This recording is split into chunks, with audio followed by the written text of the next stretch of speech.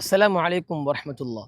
அன்பார்ந்த அருமை சகோதரர்களே, நாம் இந்த உலகத்தில் வாழும் பொழுது அதிகமாக ஆசைப்படக்கூடிய, அதிகமாக எதிர்பார்க்கக்கூடிய ஒரு விஷயம்தான் இந்த உலகத்தில் பொருளாதாரத்தை சம்பாதிக்க வேண்டும், அழகை அதிகரிக்க வேண்டும், நல்ல ஒரு பதவியில் இருக்க வேண்டும் என்றெல்லாம் பல ஆசைகளை வைத்திருக்கின்றோம் இந்த உலகில்.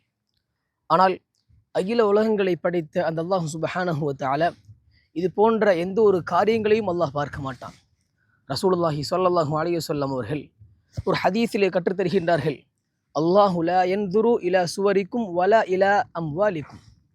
நாளை மறுமையில் அல்லாஹ் சுப்ஹானஹு வ தஆலா உங்களுடைய அழகையோ நீங்கள் சம்பாதித்த அந்த பொருளாதாரத்தையோ பார்க்க மாட்டான். மாறாக வலாக்கி யன்துரு இலா குலூபிக்கும் வ அமாலிக்கும், இந்த உலகில் நாம் செய்த நல்ல அமல்களையும் பரிசுத்தமான அந்த உள்ளத்தையும் தான் அல்லாஹ் பார்ப்பான். அந்த அடிப்படையில் அன்பார்ந்த அருமை சகோதரர்களே, இந்த உலகில் வாழும் பொழுது அதிகமாக நல்ல அமல்களை செய்ய வேண்டும், நம்முடைய உள்ளத்தை பரிசுத்தப்படுத்த வேண்டும் என்று சொன்னால் அல்லாஹ்வை அதிகமாக நினைவு கூற வேண்டும், திக்ருகளை செய்ய வேண்டும்.